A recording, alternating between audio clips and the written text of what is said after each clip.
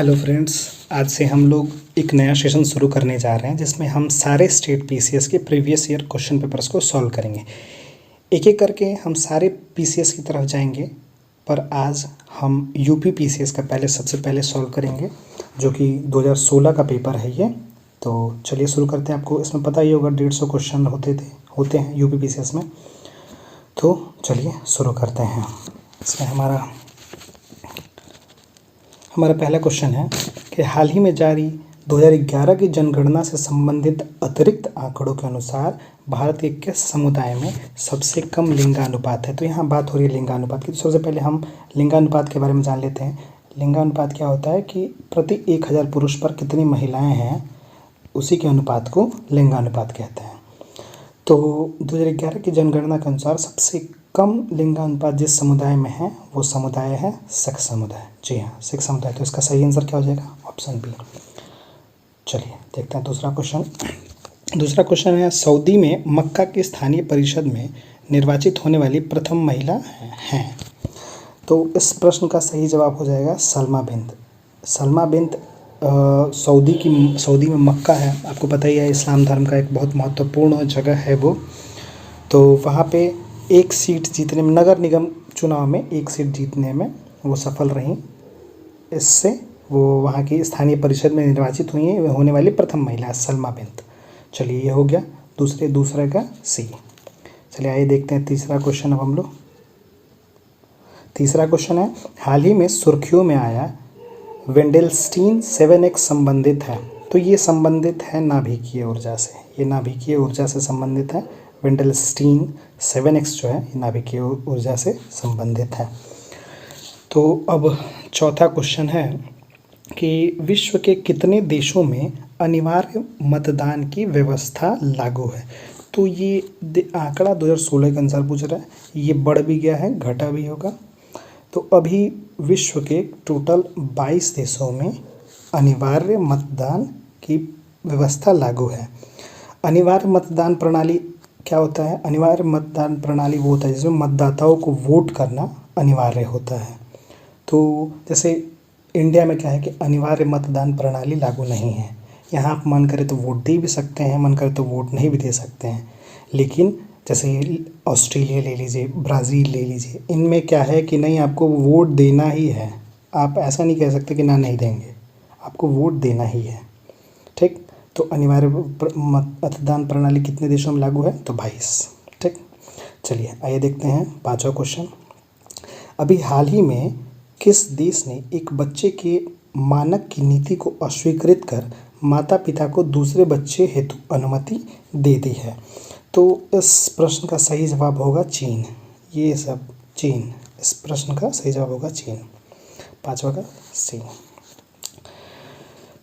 5। अब चलिए आइए देखते हैं अगला क्वेश्चन। अगला क्वेश्चन है हमारा टाइम्स, अगला क्वेश्चन है 6 नंबर।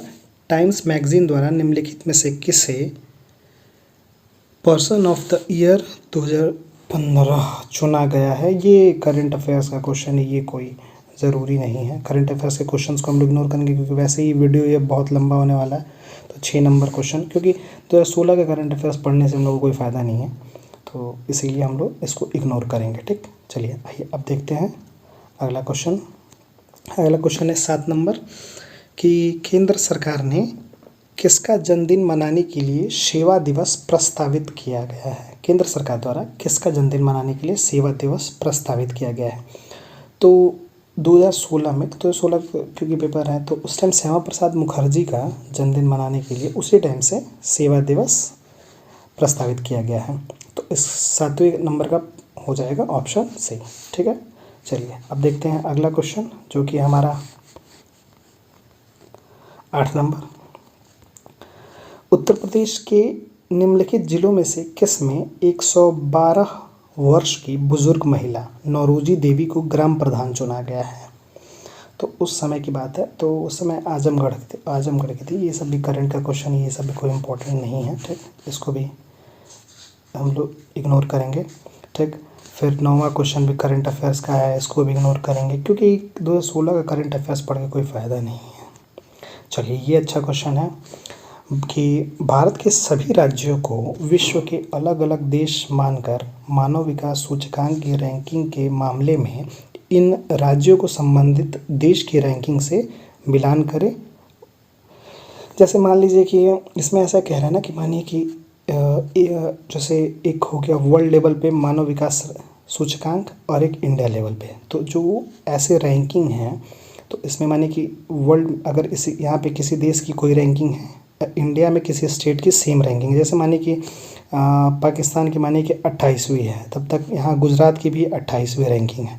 तो ऐसे ही करके मिलान करना है कि किनका किनका सेम है। ठीक, तो ये भी 2016 का ही के मानव विकास के अनुसार है, तो ये भी हम लोग ध्यान नहीं देंगे। ठीक, चलिए बढ़ते हैं आगे। ये भी ठीक है, फिर भी हम इसको बता दे रहे 11 नंबर को। पुस्तक कारगिल टर्निंग द टाइड किसने लिखी है? तो Kargil turning the tide general Mohinder Puri ने लिखी है। इसका मतलब 11 नंबर का सही जवाब हो जाएगा ए, ऑप्शन ए। ठीक, फिर ये भी करंट का क्वेश्चन है, इसको भी बिल्कुल नहीं देखेंगे क्योंकि ऐसी वीडियो बहुत लंबा होने वाला है, तो थोड़ा लास्ट तक देखिएगा आप लोग। ठीक, ये भी करंट का क्वेश्चन है कि अभी हाल ही में भारतीय रेलवे में एक सुनियोजित घोटाला पकड़ा गया था, तो ये भी करंट का एक क्वेश्चन है। फिर भी मतलब अगर आप बोले तो देख सकते हैं लोग, लेकिन मेरे ख्याल से ये नेगलेक्ट कर देना चाहिए। ठीक, फिर किस देश के भारत ने बाराक 8 मिसाइल, तो भारत ने बाराक 8 मिसाइल जो है इजराइल के सहयोग से विकसित की है। ये सब करंट का क्वेश्चन है, करंट का क्वेश्चन हम लोग इग्नोर करेंगे। ये जो बाराक 8 मिसाइल थी वो सतह से सतह पे मार कर, मतलब सरफेस टू सरफेस से, मिसाइलें भी 4 प्रकार की होती हैं, तो उसमें ये सतह से सतह पर मार करने वाली मिसाइल थी जो कि भारत ने इजराइल के सहयोग से विकसित की है। हाँ, ये अच्छा क्वेश्चन है कि नेलांग घाटी किस राज्य में स्थित है? तो इसका सही जवाब हो जाएगा उत्तराखंड। नेलांग घाटी उत्तराखंड में स्थित है, तो 15वां का सही उत्तर हो जाएगा ऑप्शन डी। ठीक, ध्यान दीजिएगा इसे। चलिए अगला क्वेश्चन है कि निम्नलिखित में से किस देश ने पहली बार महिलाओं को मतदान का अधिकार दिया तथा उन्होंने इतिहास बनाते हुए 2015 के चुनाव में 13 सीटें जीती हैं? तो इसका सही जवाब हो जाएगा, इस प्रश्न का सही जवाब हो जाएगा सऊदी अरब। सऊदी अरब में महिलाओं ने 2015 के चुनाव में 13 सीटें जीती। पहले उनको मतदान का अधिकार भी नहीं था, मतदान का अधिकार दिया तो उनको मतलब वो चुनाव भी लड़ने लगी, तो उसके बाद उन्होंने इतिहास रचते हुए 13 सीटें जीती थी। ये भी करंट का एक क्वेश्चन है। ठीक, चलिए इसको भी आगे देखते हैं। ये भी वही है, सिंपली क्रेडिट कार्ड योजना। ये भी 64वीं मिस यूनिवर्स प्रतियोगिता की विजेता, ये भी करंट का ही क्वेश्चन है। ठीक है, इसको भी हम लोग नेगलेक्ट करेंगे। आइए देखते हैं, क्योंकि माने कि अगर 2016 का करंट अफेयर्स पढ़ के क्या फ़ायदा हमें, भी हम लोग 2021 के हैं, 21 में हैं। हाँ, ये सही क्वेश्चन है, ये सही क्वेश्चन है कि नीचे दिए गए कुट में से निम्नलिखित झीलों को क्षेत्रफल की दृष्टि से, मतलब सही अवरोही क्रम में, अवरोही क्रम मतलब होता है कि मतलब घटते हुए क्रम, मतलब जो बड़ा है, जो सबसे बड़ा है उसको सबसे ऊपर, जो सबसे बड़ा उसको सबसे ऊपर, उससे छोटा, उससे छोटा, उससे छोटा। तो यहाँ पे जो 4 झीलें दी गई हैं, great barrier, Victoria, Baikal, superior, इनमें सबसे बड़ा झील, आपको भी ऐसे ही पता होना चाहिए कि क्षेत्रफल की दृष्टि से सबसे बड़ा जो झील है वो है सुपीरियर, लेक सुपीरियर। तो लेक सुपीरियर सबसे बड़ा हो गया, जिसका मतलब क्षेत्रफल है 82,100 वर्ग किलोमीटर, 82,100 वर्ग किलोमीटर। उसके बाद जो दूसरे नंबर पे होगा वो होगा विक्टोरिया, पहले सुपीरियर, फिर विक्टोरिया, फिर तीसरे नंबर पे हो जाएगा बैकाल झील। ठीक, तीसरे नंबर पे हो जाएगा बैकाल और फिर चौथे नंबर पे ग्रेट। तो ये देख लीजिए 4 3 2 1 ऐसा सीक्वेंस देखिए, तो किसमें सीक्वेंस 4 3 2 1, ऑप्शन ए, मतलब 19 नंबर का ऑप्शन ए सही जवाब है। ठीक है, चलिए ये देख 20 नंबर क्वेश्चन है कि बंदरगाह हैं उन वो किस देश में स्थित हैं, उनसे मिलाना है। तो इसमें रॉटरडम का नीदरलैंड सही जवाब है। और इगारका का चीन, देखिए यहीं गलत हो गया, इगारका चीन में स्थित नहीं है।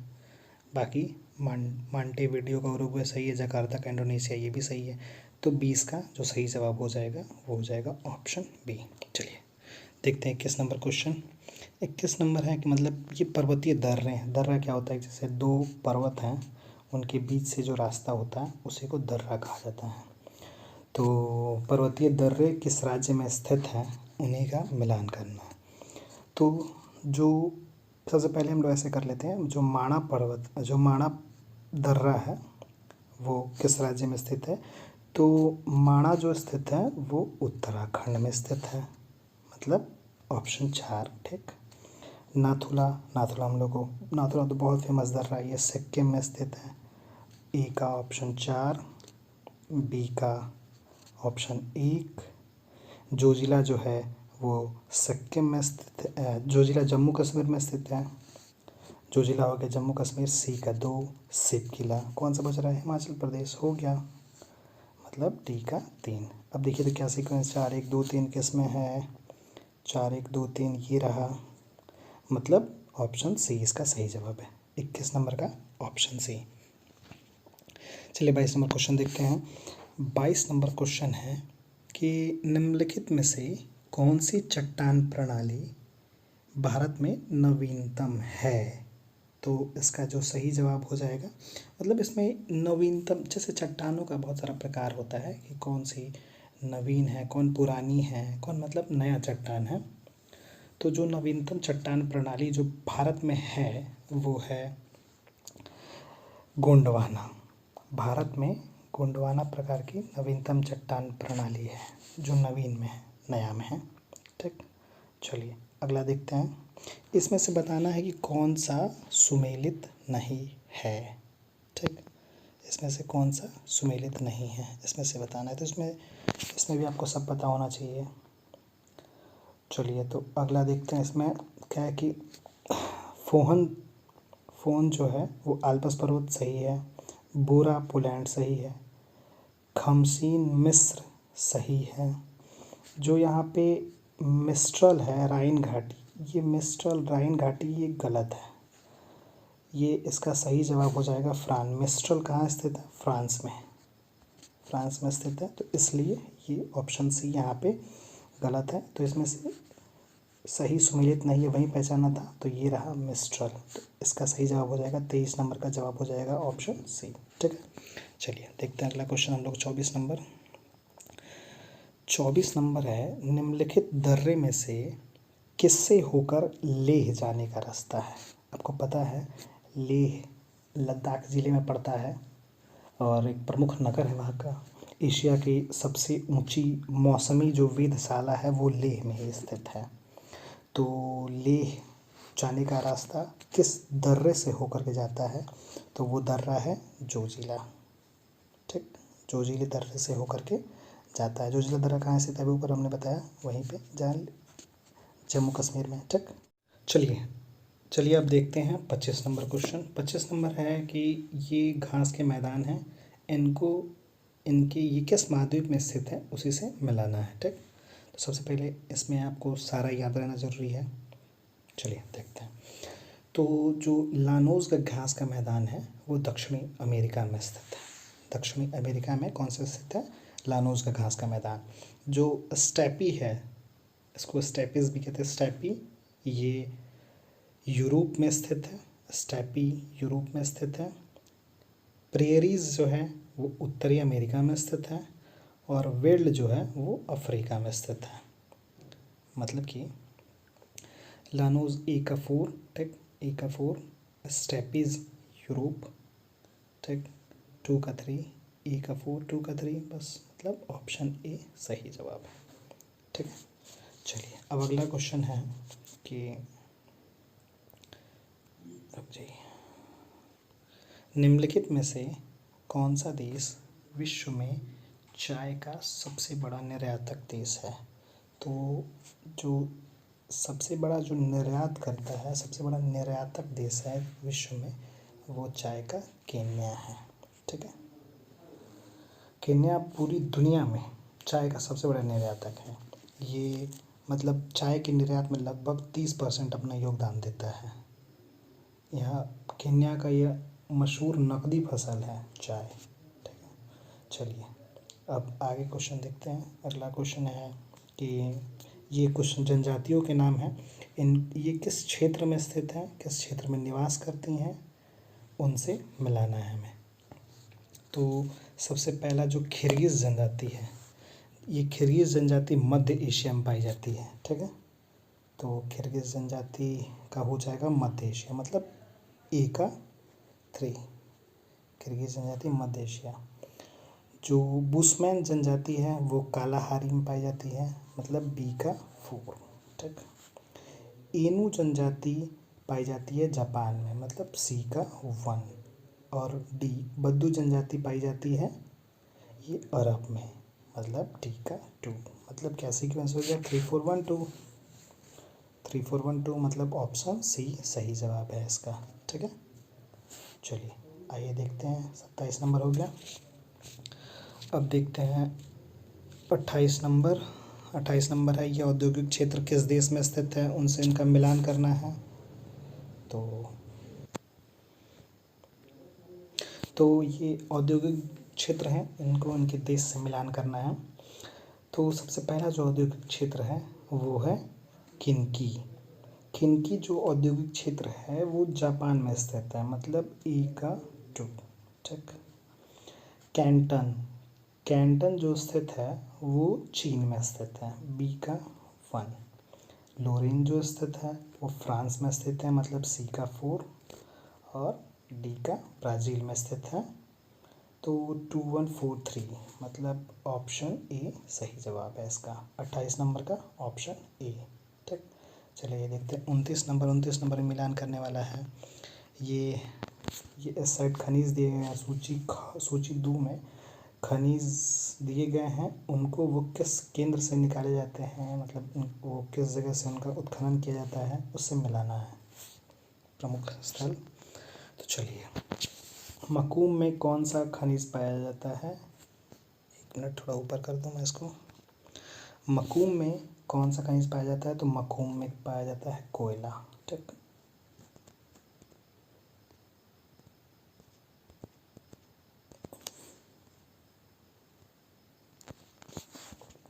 मकूम में पाया जाता है कोयला। ठीक है, और फिर हो गया डल्ली राजहरा। डल्ली राजहरा में पाया जाता है लौह अयस्क। ठीक, कोरापुट, कोरापुट में पाया जाता है बॉक्साइट। और चित्रदुर्ग, चित्रदुर्ग में पाया जाता है मैग्नीज। इसका मतलब सीक्वेंस लगे पहले, मकूम कोयला ए का 2। ठीक, डल्ली राजहरा, डल्ली राजहरा का लौह अयस्क, मतलब बी का 1, ए का 2, बी का 1। तो ये यहीं पे सीक्वेंस बैठ गया, ए का 2, बी का 1, 2 1 4 3, मतलब ऑप्शन बी इसका सही जवाब है। 29 नंबर का ऑप्शन बी सही जवाब है। ठीक है, चलिए ये नीचे आते हैं। 30 नंबर देखते हैं। भारतीय प्रायद्वीप की सबसे ऊंची चोटी है, ये देखिए ये बहुत अच्छा क्वेश्चन है। भारतीय प्रायद्वीप की सबसे ऊंची चोटी है, तो देखिए ऐसे तो मतलब विश्व में देखा जाए तो माउंट एवरेस्ट सबसे ऊंची चोटी, लेकिन माउंट एवरेस्ट भारत में नहीं पड़ता, नेपाल में पड़ता है, इसीलिए यहाँ पे क्वेश्चन क्या दिया गया, भारतीय प्रायद्वीप की सबसे ऊंची चोटी, जो कि है अनाईमुड़ी। भारतीय प्रायद्वीप की सबसे ऊंची चोटी कौन सी है, अनाईमुड़ी, जो कि केरल में स्थित है, पश्चिमी घाट में। इसकी ऊंचाई कितनी है, 2694 मीटर, 2694 मीटर। ठीक है, केरल में स्थित है, पश्चिमी घाट में। चलिए अगला क्वेश्चन देखते हैं कि निम्नलिखित में से कौन सा देश राज्य का 70% से अधिक कॉफ़ी अकेले पैदा करता है।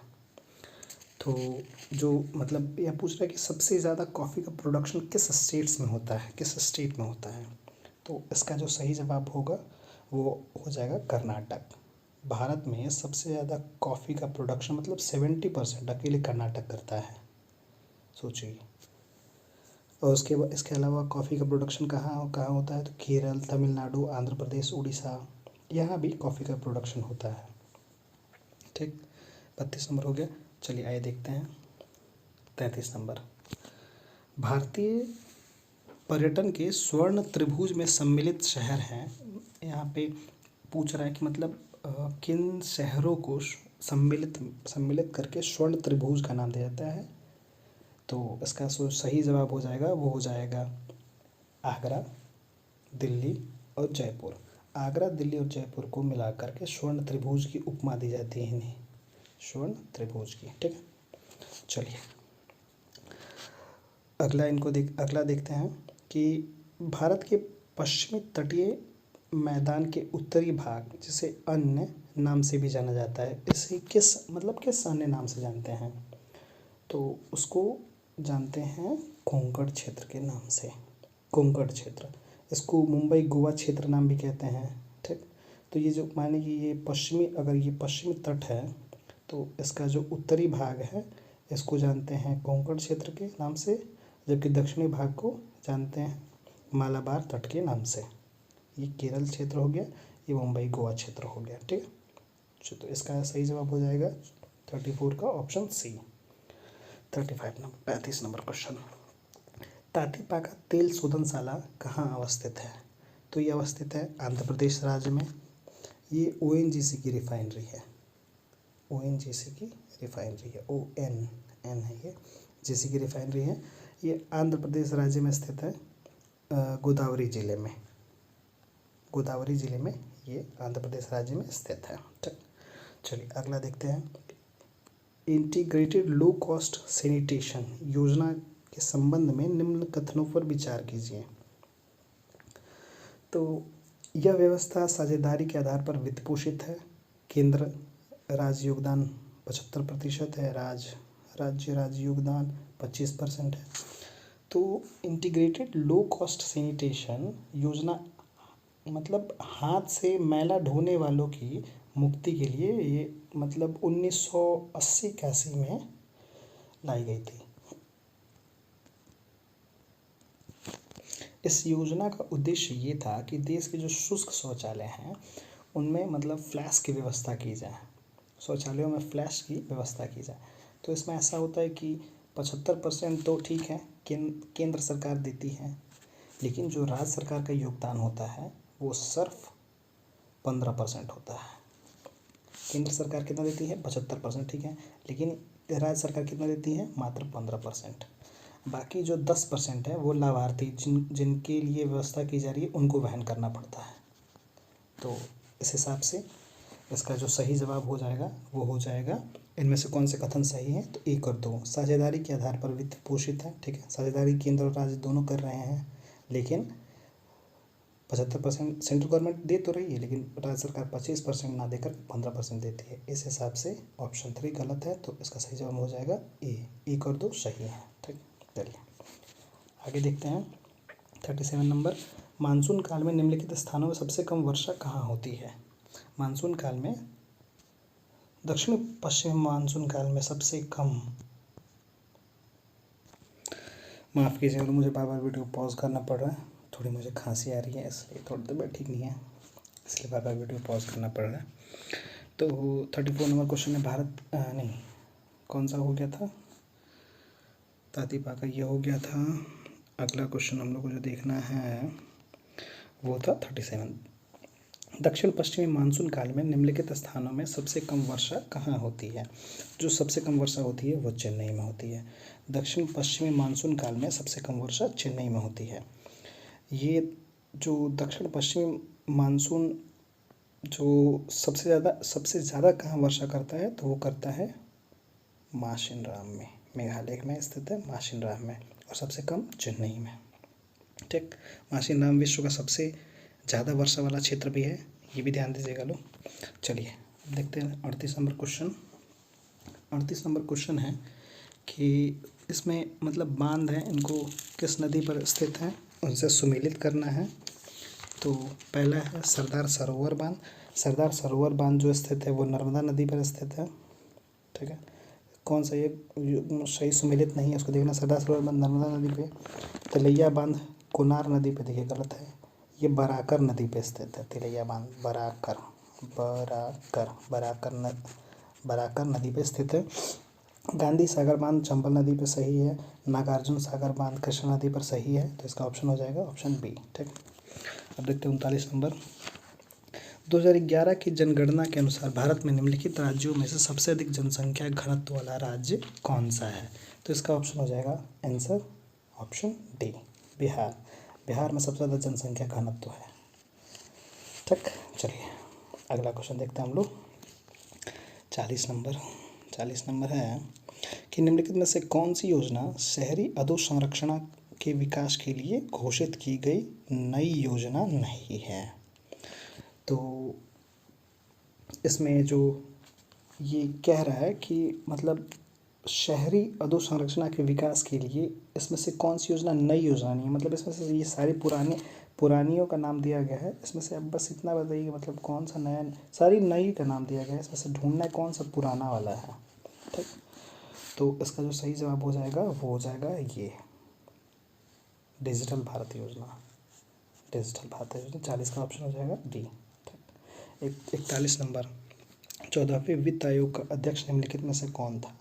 14वें वित्त आयोग के अध्यक्ष थे Y V. Reddy, option C Y V. Reddy 14वें वित्त आयोग के अध्यक्ष थे। ये भूतपूर्व आरबीआई गवर्नर भी थे। ठीक है, चलिए अगला क्वेश्चन देखते हैं। किस वर्ष में राष्ट्रीय भूमि अभिलेख आधुनिकीकरण कार्यक्रम प्रारंभ किया गया था? निम्नलिखित में से किस वर्ष में? तो इसका सही जवाब हो जाएगा 2008 में। ये जो प्रणाली शुरू की गई थी आधुनिकीकरण की, राष्ट्रीय भूमि अभिलेख आधुनिकीकरण की, ये 2008 में शुरू की गई थी भू संसाधन विभाग द्वारा 21 अगस्त 2008 को। 21 अगस्त 2008 को शुरू की गई थी। ठीक है, इसका मतलब इसमें था कि जो भी इसके कार्यालय है उसको कंप्यूटरीकृत किया जाए, पंजीकरण और भूमि का जो अभिलेख है उसको डिजिटल इंडिया स्कीम से जोड़ा जाए, जो भूमि का रजिस्ट्रेशन होता है उसको ऑनलाइन किया जाए। ठीक, चलिए अब देखते हैं 43 नंबर क्वेश्चन। भारत में वर्ष 2009-10 में प्रारंभ की गई inclusive education for the disabled at secondary stage योजना किसके अंतर्गत प्रदान की जाती है? ये बहुत अच्छा क्वेश्चन है। तो इसका सही जवाब हो जाएगा राष्ट्रीय माध्यमिक शिक्षा अभियान। ये विकलांगों के लिए समावेशी योजना, ये inclusive education for the disabled at secondary stage, ये विकलांगों के लिए समावेशी योजना, इसका हिंदी हो जाएगा। इस योजना का जो ये किसके अंतर्गत दिया जाता है? तो राष्ट्रीय माध्यमिक शिक्षा अभियान के अंतर्गत दिया जाता है। चलिए अगला क्वेश्चन देखते हैं। ये वीडियो थोड़ा लंबा होगा क्योंकि 150 क्वेश्चन हम लोग को कंप्लीट करना है, तो थोड़ा वीडियो लंबा होगा।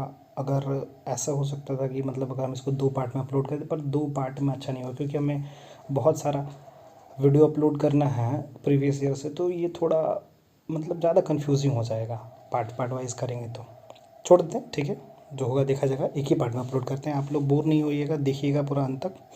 ठीक, क्योंकि बहुत इंपॉर्टेंट है, बहुत इंपॉर्टेंट क्वेश्चन हैं। क्योंकि अगर आप जानिए कि अगर आप किसी भी स्टेट पीसीएस में अगर प्रीवियस ईयर करके जा रहे हैं, मगर 10-15 साल पीछे का करके जा रहे हैं, तो जानिए कि करके क्या वो आपको मतलब कंठस्थ याद होना चाहिए। तो इतने के बाद उसमें से गारंटेड है कि 5 से 10 से 15 क्वेश्चन आना ही आना है, उनको कंफर्म आना ही आना है। ठीक, तो चलिए आइए देखते हैं 44 नंबर क्वेश्चन। निम्नलिखित में से कौन सा एक वित्तीय समावेशन का उद्देश्य नहीं है? तो वित्तीय समावेशन का उद्देश्य इसमें से जो नहीं है, मैं थोड़ा जल्दी करने का प्रयास करूंगा, वो है बैंकिंग अधोसंरचना को सिकोड़ना। ठीक है, चलिए अगला देखते हैं कि निम्नलिखित में से कौन सा युग सुमेलित नहीं है? जनसंख्या की दशकीय वृद्धि दर को मिलाना है इसमें, तो ठीक है, कौन सा सुमेलित नहीं है? तो 2001 से 2011 के दशक में 19.05%, ये पुराना डेटा है, इतना इसके बारे में मुझे भी जानकारी नहीं है, लेकिन फिर भी मैं आपको देखता हूँ। आंसर शायद में मुझे ये लग रहा ऑप्शन डी है, क्योंकि ये शायद कोई 15, 16 या 17 ऐसे परसेंटेज था। ठीक है, चलिए आगे देखते हैं। अगला क्वेश्चन है 45 नंबर कि जनगणना आकलन रिपोर्ट प्रदर्शित करती है कि भारत विश्व का सबसे युवा देश है। वर्ष 2020 में भारतीयों की औसत उम्र, अरे वो उस टाइम के अकॉर्डिंग पूछा है, इसका भी कोई मतलब नहीं है इस क्वेश्चन का। ठीक है, चलिए अगला देखते हैं। जनसंख्या के निम्नलिखित में से किस अंग को समावेशी विकास के कार्यक्रम में सम्मिलित नहीं किया जाता है? तो इसका सही जवाब होगा अर्ध शहरी क्षेत्रों में रहने वाले व्यक्ति, यानी कि ऑप्शन डी। अर्ध शहरी क्षेत्रों में रहने वाले व्यक्तियों को समावेशी विकास के कार्यक्रम में सम्मिलित नहीं किया जाता है। ठीक, चलिए अगला देखते हैं। 2014-15 में भारत, ये भी कोई जरूरी नहीं। उत्तर प्रदेश की हिस्सेदारी का परसेंटेज, ठीक, ये भी इम्पोर्टेंट नहीं है। हाँ, ये ठीक है क्वेश्चन। घाटी की वित्तीय व्यवस्था का अर्थव्यवस्था पर क्या असर पड़ता है? ये अच्छा क्वेश्चन है। तो इसमें क्या होता है कि घाटी की वित्त व्यवस्था के कारण अर्थव्यवस्था में मुद्रा आपूर्ति में बढ़ोतरी हो जाती है, क्योंकि इसके तहत बजटीय घाटे की पूर्ति हेतु वित्तीय व्यवस्था अतिरिक्त नोट जारी करके हो जाती है। मतलब अगर जैसे घाटे की वित्तीय व्यवस्था हो तो ये इससे मुद्रा आपूर्ति में बढ़ोतरी हो जाती है। तो इसका जो सही जवाब हो जाएगा वो होगा ऑप्शन सी। ऑप्शन सी इसका सही जवाब, मुद्रा आपूर्ति में बढ़ोतरी। ठीक, चलिए अगला क्वेश्चन देखते हैं। निम्नलिखित पंचायतों में से किन्हें उत्तर प्रदेश में जिला योजना में सम्मिलित किया जाता है? तो जो जिला योजना में सम्मिलित किए जाते हैं ये सब किए जाते हैं। देखिए, जिला योजना में नगर पंचायत भी आता है, ग्राम पंचायत भी आता है, क्षेत्र पंचायत भी आता है। तो इसका सही जवाब हो जाएगा ऑप्शन डी। ठीक, चलिए 51 नंबर क्वेश्चन देखते हैं। निम्नलिखित में से कौन सा आयु समूह सर्व शिक्षा अभियान में भर्ती होने के लिए पात्र है? तो इसका सही जवाब हो जाएगा 6 से 14 वर्ष। सर्व शिक्षा अभियान जो कि 6 वर्ष से लेकर 14 वर्ष तक के बच्चों के लिए मुफ्त शिक्षा का प्रावधान करता है। ये मतलब जितने बच्चे हैं वो उनको कक्षा 8वीं तक उनको मुफ्त शिक्षा दी जाएगी, निःशुल्क गुणवत्ता युक्त प्राथमिक शिक्षा दी जाएगी। इस शिक्षा को मतलब इस योजना को शुरू किसने किया था? ये अटल बिहारी वाजपेयी के कार्यकाल में शुरू की गई थी। ठीक है,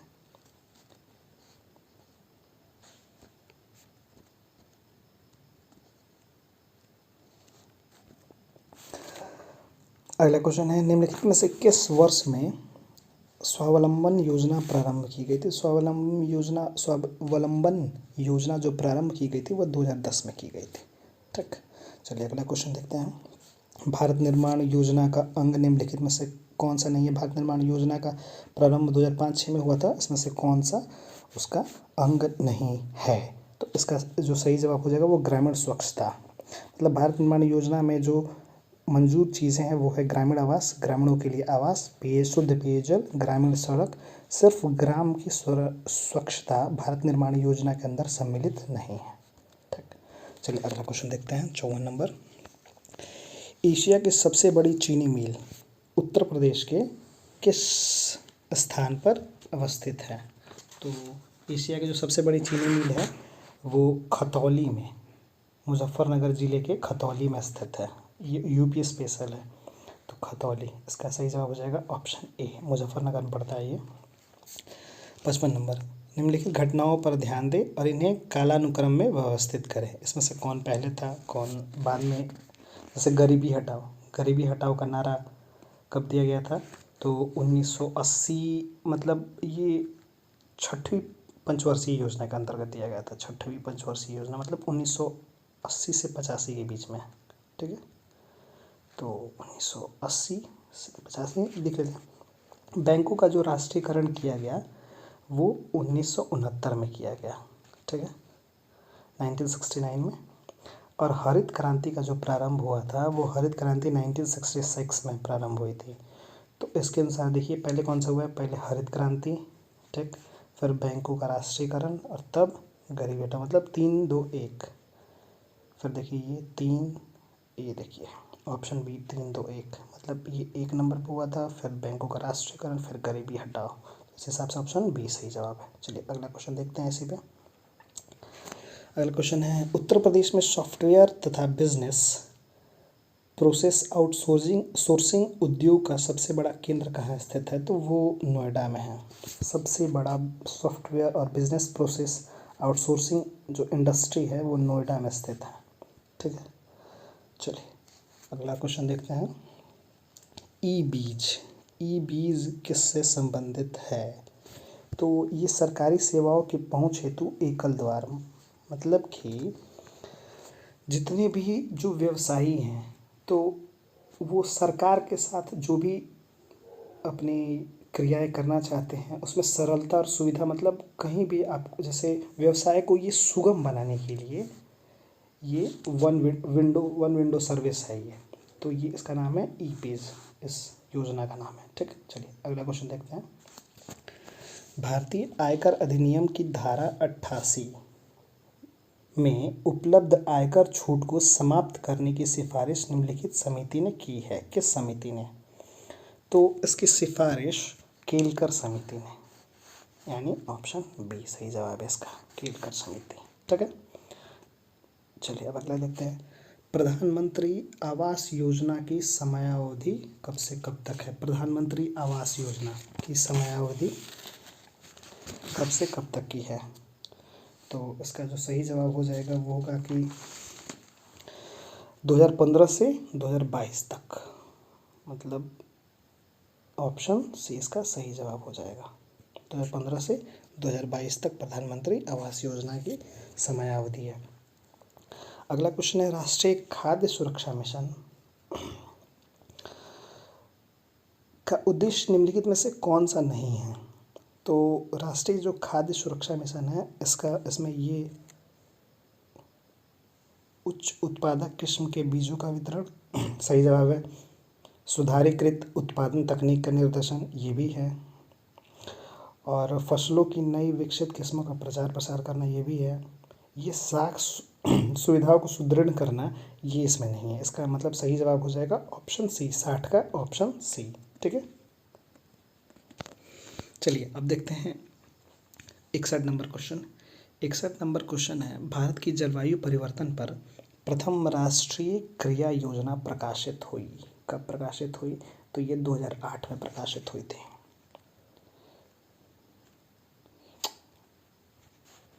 2008 में, यानी ऑप्शन ए सही जवाब है इसका।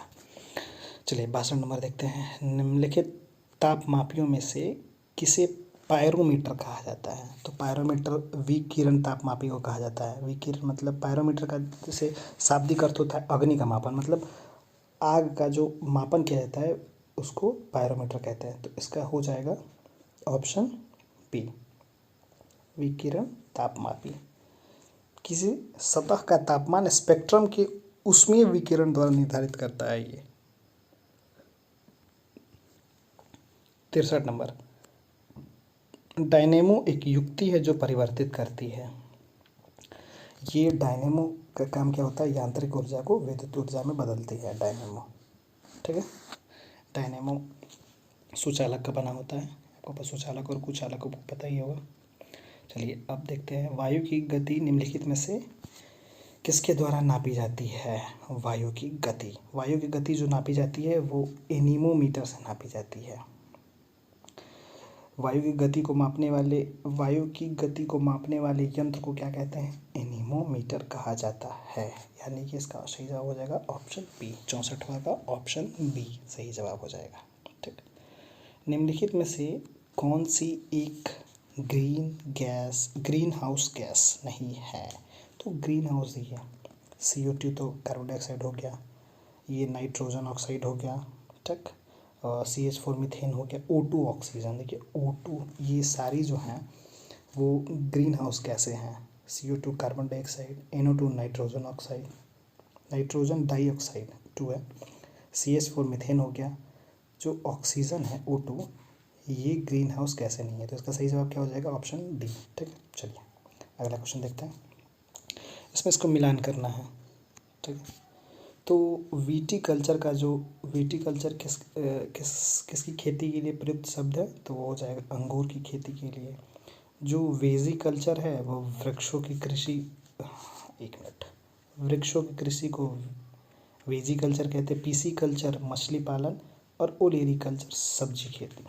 तो इस हिसाब से इनका सीक्वेंस वीटी कल्चर मतलब ए का 4, ठीक, बी का 3 4 3, सी का 2 4 3 2 1 4 3 2 1 हो, यानी ऑप्शन बी इसका सही जवाब हो जाएगा। ठीक है, 66 नंबर हो गया। 67, सर्वाधिक जैव विविधता पाई जाती है। सर्वाधिक जैव विविधता कहाँ पाई जाती है? जहाँ पे अच्छी बारिश होगी, जहाँ पे एक समतल एक समान तापमान रहता होगा, तो वो हो जाएगा उष्णकटिबंधीय वर्षा वनों में सर्वाधिक जैव विविधता पाई जाएगी। नहीं, ऑप्शन सी इसका सही जवाब है।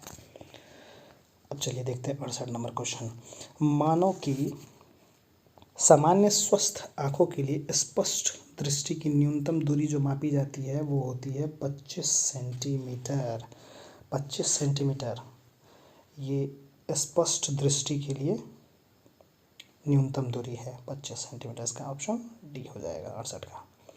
चलिए, उर्वरक के अत्यधिक प्रयोग से क्या होता है? तो उर्वरकों के अधिक प्रयोग आप करेंगे तो उससे मृदा प्रदूषण भी होता है। ठीक है, मृदा प्रदूषण भी होता है, जल प्रदूषण भी होता है, वायु प्रदूषण भी होता है। तो ये इसका सही जवाब हो जाएगा उपयुक्त सभी। ठीक, अगला क्वेश्चन है, निम्नलिखित में से कौन कृत्रिम पारिस्थितिक तंत्र नहीं है?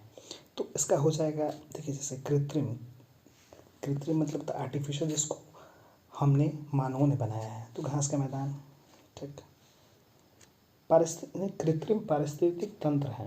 जैसे घास का मैदान वो प्राकृतिक पारिस्थितिक तंत्र है, वन भी प्राकृतिक पारिस्थितिक तंत्र है, झील भी प्राकृतिक पारिस्थितिक तंत्र है। लेकिन जो धान का खेत है वो मानव पारिस्थितिक तंत्र है, क्योंकि धान की खेती मानव द्वारा की जाती है, वो प्रकृति तो करती नहीं है, तो इसीलिए इसका सही जवाब हो जाएगा ऑप्शन ए।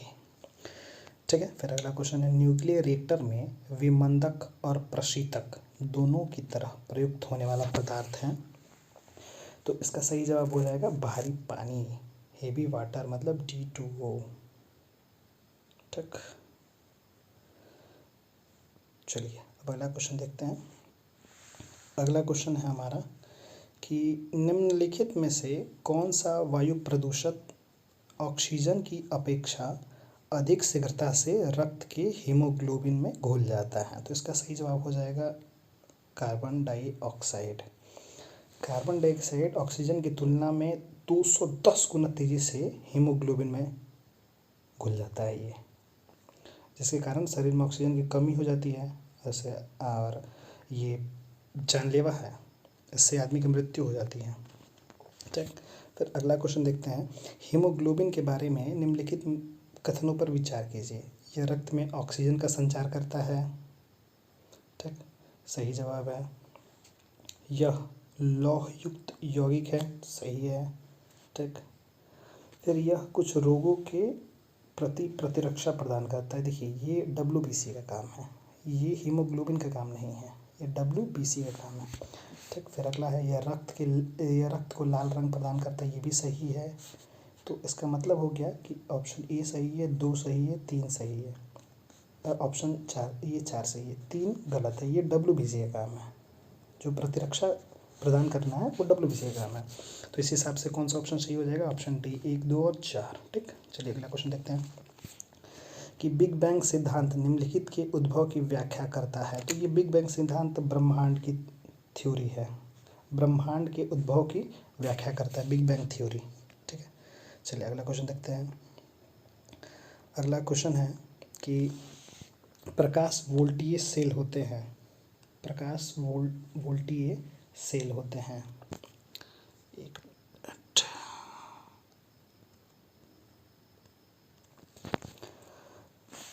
प्रकाश वोल्टीय सेल होते हैं सौर सेल।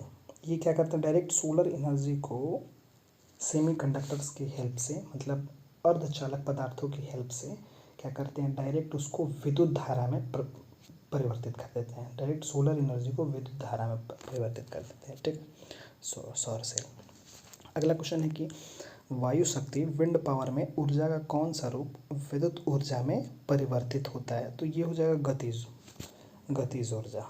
ऑप्शन ए 76 का ऑप्शन ए। ठीक, अगला जल्दी जल्दी देखते हैं 77 कि खाद्य श्रृंखला में फूड चेन में मानव किस स्थिति पे आता है? ठीक, तो इसका ऑप्शन हो जाएगा, ये देखिए प्राथमिक में भी आता है, द्वितीयक में भी आता है, तो लेकिन यहाँ पे केवल प्राथमिक दिया है, तो ये तो होगा नहीं, ये भी होगा नहीं।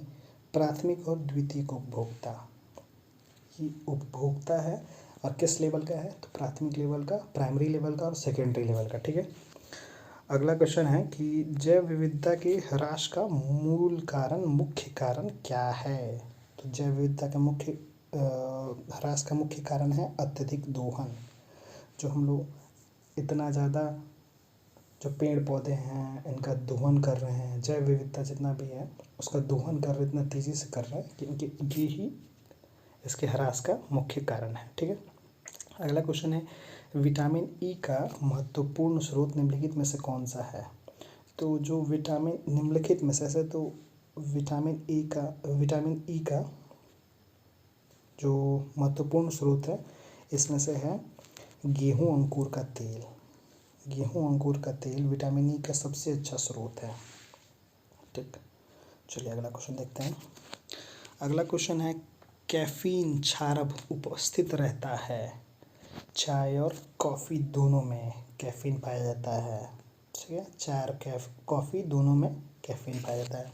आइंस्टीन को नोबेल पुरस्कार सम्मानित किया गया था, किस लिए सम्मानित किया गया था? प्रकाश वैद्युत प्रभाव के लिए आइंस्टीन को नोबेल पुरस्कार मिला था। राष्ट्रीय डेयरी अनुसंधान कहाँ स्थापित है? तो इसका जो सही जवाब हो जाएगा वो हो जाएगा करनाल में राष्ट्रीय डेयरी। इसमें एक्सप्लेनेशन की जरूरत नहीं है, ये सीधे रटने वाली चीज़ है। ठीक, तो राष्ट्रीय डेयरी अनुसंधान संस्थान कहाँ है? करनाल में। मानव सदृश लघुतम कपि है, मानव के जैसा दिखने वाला सबसे छोटा बानर कौन सा है? तो चिंपैंजी। ठीक, चिंपैंजी हो जाएगा इसका सही जवाब, मतलब ऑप्शन बी। फिर 84 नंबर है कि मलेरिया रोग की प्रभावी औषधि कुनैन का निष्कर्षण किससे किया जाता है? तो इसका जो मलेरिया की प्रभावी औषधि है कुनैन, वो निकाली जाती है सिनकोना वृक्ष के छाल से। सिनकोना वृक्ष होता है उसी के छाल से ये कुनैन निकाला जाता है। मलेरिया कैसे फैलता है? जो फीमेल एनोफिलीज मच्छर होती है, जो मादा एनोफिलीज मच्छर होती हैं उनके काटने से मलेरिया फैलता है। ये प्रोटोजुआ है। ठीक, और सिनकोना वृक्ष सबसे लंबा वृक्ष है। चलिए ठीक, देखते हैं अगला क्वेश्चन 85 नंबर। जीन के भीतर अनुक्रम आधार परिवर्तन क्या कहलाता है? तो ये कहलाता है उत्परिवर्तन। ठीक है, उत्परिवर्तन कहलाता है। 85 हो गया, अब देखते हैं 86 नंबर। निम्नलिखित में से कौन सा अधिनियम वन्य जीवों को संरक्षण प्रदान करता है?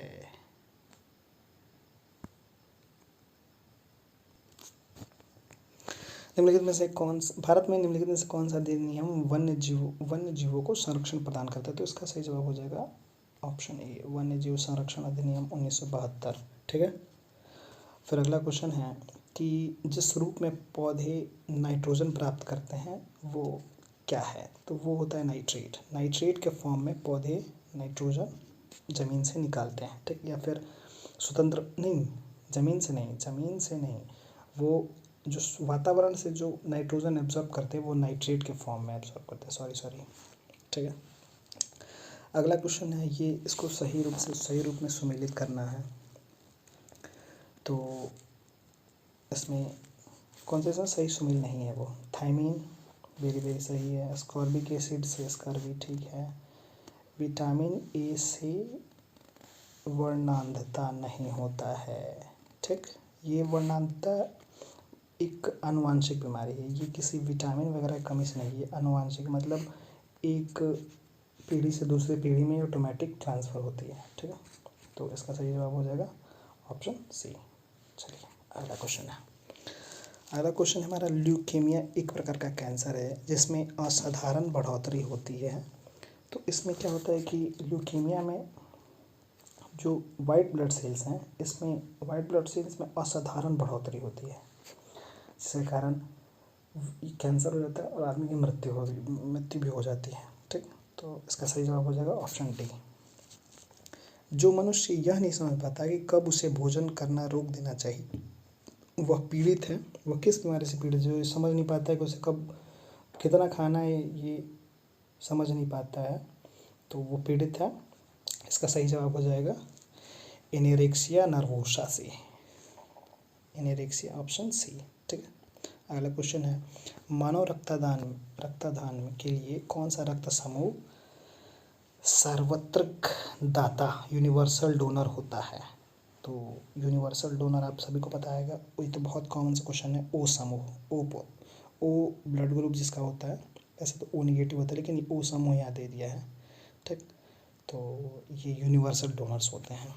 चलिए अब अगला क्वेश्चन है, निम्नलिखित में से कौन जल को जीवाणु मुक्त